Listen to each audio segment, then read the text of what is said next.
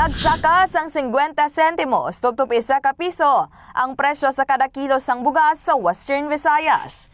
Ini ang payag ni Maria Teresa Solis, Chief sang Agribusiness Marketing and Assistance Division o Amad sang Department of Agriculture o DA Western Visayas. Dugang pa ni Solis, ang mga imported rice ang nagabulig sa supply subong.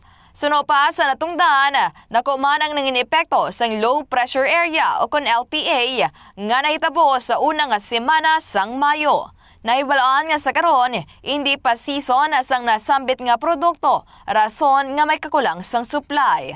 Suno pa kay Solis, isa man ini sa risgo nga ganapangatubang sang mga mangunguma, ilabi na sa mga tion sang bagyo, pagbaha kag iban pa nga nagaapekto sa ilatag sa ka mga pananom.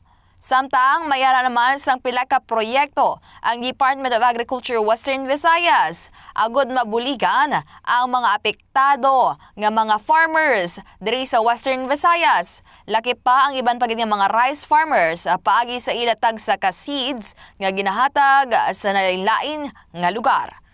Kagini si Kabandarang Kim Kaluyu, nagabandera sang matutod nga serbisyo publiko kag kalingawan sa Iloilo.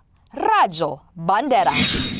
This news is brought to you by... Are you experiencing body weakness? Do you have delayed wound healing? Do you feel hungry all the time? You may have diabetes. A powerful duo to help diabetic. Natural way of lowering blood sugar level. Clinica DTX 500 is a powerful duo that combines of ampalaya extract and the sugarcane extract. Clinica DTX 500 stimulates the production of insulin. Enhance conversion to energy.